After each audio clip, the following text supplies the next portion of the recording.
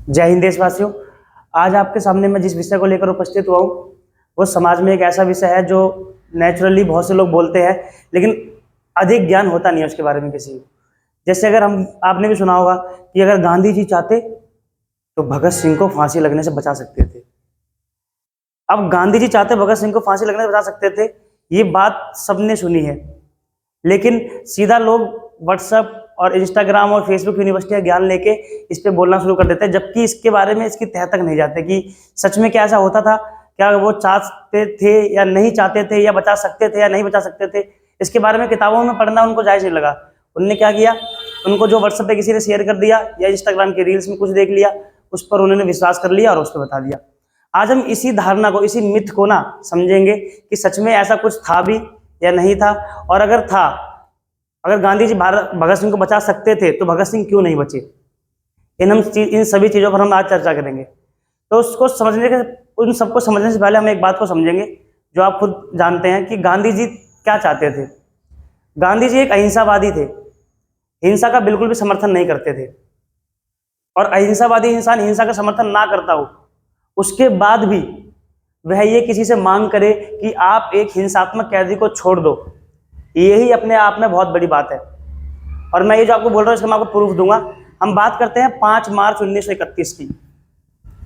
5 मार्च 1931 जब गांधी और इरविन, जो आपको पता है एक अंग्रेज अधिकारी था, दोनों बैठकर उस पर विचार विमर्श होता। गांधी इरविन समझौता आपने सुना होगा, जो 5 मार्च 1931 में हुआ। गांधी इरविन समझौते में महात्मा गांधी की मांगे क्या थी। सबसे पहली मांग कि अहिंसात्मक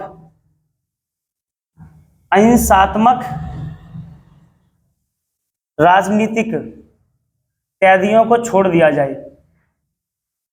अहिंसात्मक राजनीतिक कैदियों को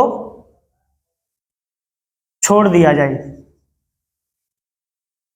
पहली मांग कि ऐसे राजनीतिक कैदी जिन्होंने कोई हिंसा नहीं करी, उनको क्यों पकड़ के रखा है जेल में, उनको रिहा कर दो।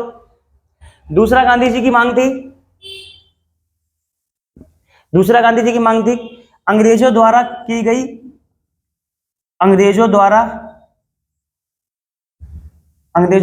की गई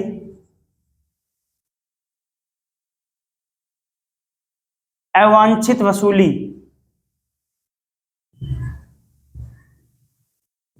अंग्रेज कई बार ऐसी ही वसूली करते थे लोगों से जिसका कोई भी रोल नहीं होता था। मतलब कोई अगर मान लो कोई अगर अपना व्यापार कर रहा है, कुछ कर रहा है, उसके बदले में उनको कर देना पड़े। मतलब ऐसी वसूली, ऐसा पैसा लोगों से लेना जिसका कोई भी फायदा अंग्रेजों को जो वो पैसा ले रहे हैं लोगों से उनको नहीं मिलता था। कि मतलब कोई भी लोगों को कोई फायदा नहीं मिलता था उस पैसे का देने के बदले में। जैसे मान लो अगर टैक्स दे रहे हैं, कर दे रहे हैं, तो उसमें तो फायदा मिल रहा है, लेकिन ऐसी वसूली कि आप क्यों यहाँ पर खड़े हो, उसके लिए वसूली है। जो भी वसूली ऐसी मन गलत वसूलियां जो की जाती थी वो ना करी जाए। तीसरा, अंग्रेजी सिपाहियों द्वारा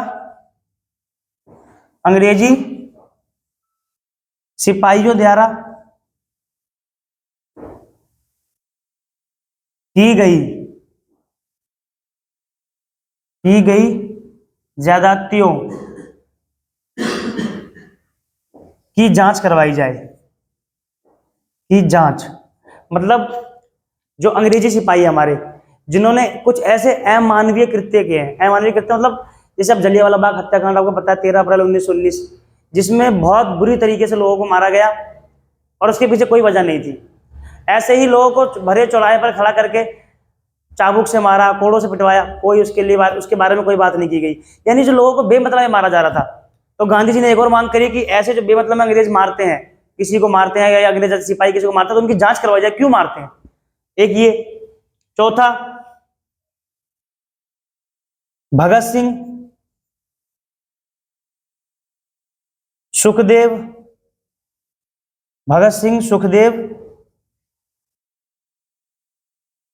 एवं राजगुरु। भगत सिंह, सुखदेव एवं राजगुरु, इनकी फांसी की सजा को माफ किया जाए। भगत सिंह, सुखदेव एवं राजगुरु, इनकी फांसी की सजा को माफ किया जाए। अब आप एक चीज बताइए, जो इंसान कभी भी हिंसा का समर्थन नहीं करता, एक ऐसा इंसान जिसने अपनी जिंदगी में अहिंसा को ही अपना हथियार बना के चला है, उसके बाद भी वो एक ऐसे इंसान की सजा को माफ करने के लिए बोल रहा है जिसने असेंबली में बम फोड़ा, या एक ऐसे इंसान की सजा को माफ करने के लिए बोल रहा है जिसने एक अंग्रेज अधिकारी का मर्डर किया या कत्ल किया। राष्ट्रवादी थे वो दोनों, वो बात तीनों के तीनों राष्ट्रवादी थे जो देश के लिए मर मिटने को तैयार थे, वो अब अलग बात है। लेकिन हम अगर गांधी जी के नेतृत्व, गांधी जी का अगर हम उनके नजरिए से देखें तो हम एक चीज जान पाएंगे कि जो कट्टर अहिंसात्मक इंसान हो वो भी जो हिंसा कर रहे हैं उनका समर्थन करने के लिए तैयार है, यानी उनकी फांसी की सजा माफ करने के लिए कह रहा है। ऐसा ही और मांगे थी हमारी गांधी जी की कि जो अफीम, शराब या ऐसे जो नशीले पदार्थ हैं इनके जो दुकानें खोली गई हैं उनके बाहर हमारे जो क्रांतिकारी हैं, जो हमारे कार्यकर्ता हैं, वो अगर शांतिपूर्वक कोई आंदोलन कर रहे हैं तो उनको इस चीज का मौका दिया जाए, करने दिया जाए। तो ऐसी कई सारी गांधी जी ने अपनी मांगे रखी थी। जो आपको मैं बातें बोल रहा हूँ वो कोई हवा वाली बातें या व्हाट्सएप या फेसबुक यूनिवर्सिटी की बातें नहीं है। आपको मैं रेफरेंस दे देता हूँ।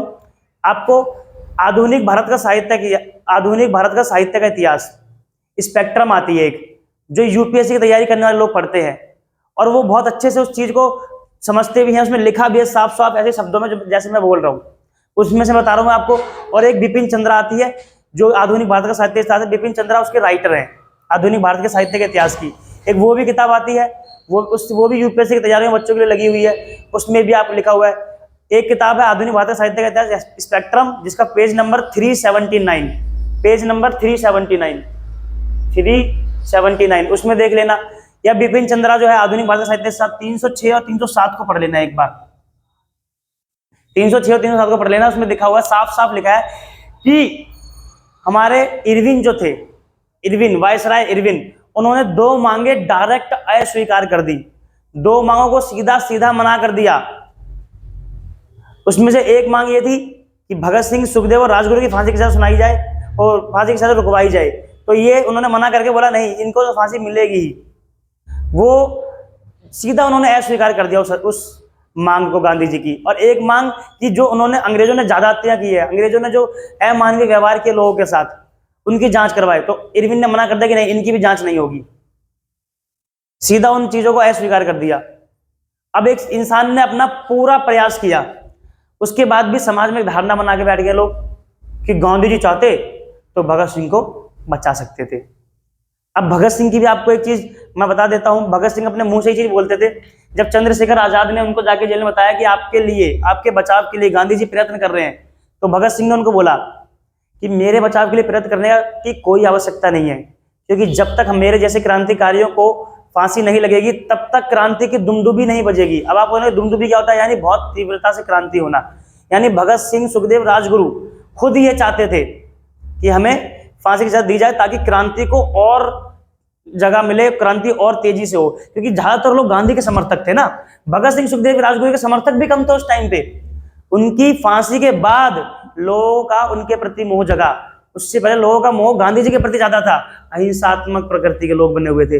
लेकिन जब उनको लगा कि नहीं, हमारे लिए 23 साल का बच्चा, 22 साल का बच्चा, 24 साल का बच्चा ही है एक तरीके से देखा जाए। मेरी एज 24 साल है तो मैं अगर अपने पेरेंट्स के लिए बच्चा ही हूँ, तो एक 23 साल 22 साल का जो लड़का है, जो अभी युवा है, जो देश के लिए कुछ कर सकता है, वो फांसी पर चढ़ गया हमारे लिए, ताकि आजादी मिले देश को। तो वो चाहते थे कि हमको देख के हमारे जैसे और लोग बने, हमारे जैसे और ऐसे आए जो देश के लिए, आजादी के लिए योगदान दे। तो सबसे पहली बात यहां पर सभी से मेरा एक विनम्र निवेदन है, जो भी इस वीडियो को देख रहा है, चाहे वो अध्यापक हो या कोई बच्चा हो, वो ये चीज जान ले कि व्हाट्सएप, फेसबुक, इंस्टाग्राम, यूनिवर्सिटी का ज्ञान ना दे, वहां से पीएचडी करके अपना खुद का इतिहास ना बनाए। हो सके तो किताबों को पढ़े। जब आप किताबों को पढ़ोगे तो सब जगह गांधी इरविन समझौता लिखा हुआ है, और गांधी इरविन समझौते के लिए मैंने आपको रेफरेंस भी दे दिया है। वो किताब पढ़ो, आपका मन आए वो किताब पढ़ो, और आप उसमें जान पाओगे कि नहीं, गांधी जी ने अपना पूर्ण प्रयास किया था भगत सिंह को बचाने का।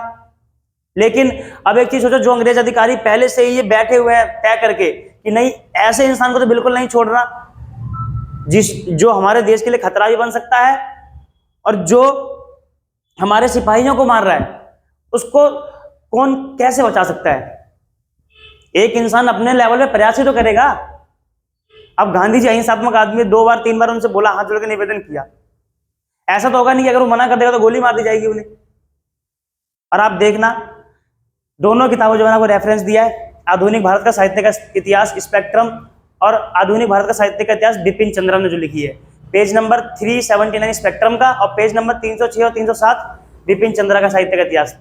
आप उसमें चेक करेंगे तो आपको ये चीज मिलेगी कि नहीं, गांधी जी ने अपना पूरा प्रयास किया था भगत सिंह को बचाने का, परंतु अंग्रेजी अधिकारी जो इरविन थे, हमारे लॉर्ड इरविन, उनने इस बात को साफ साफ अस्वीकार कर दिया कि हम गांधी जी, हम भगत सिंह, सुखदेव और राजगुरु, हम कोई गांधी जी की बात मानेंगे या फिर इनको आजाद करेंगे या इनकी सजा को माफ करेंगे। उन्होंने इस चीज को साफ साफ अस्वीकार कर दिया। तो मेरा मानना यह है, और मैं आपसे यही बस निवेदन करना चाहता हूं कि कृपया लोगों की बातों में ना आए, जितना ज्यादा हो सके इतिहास को समझे, इतिहास को जाने और इतिहास को और अधिक और रुचिकर तरीके से पढ़ें, ताकि आप उस चीज को समझने में आपको कोई दिक्कत या परेशानी महसूस ना हो, जिसके लिए हम भी आपके साथ लगातार जुड़े रहेंगे। बाकी आगे इस विषय पर हम किसी अन्य विषय पर उपस्थित होंगे। जय हिंद देशवासियों।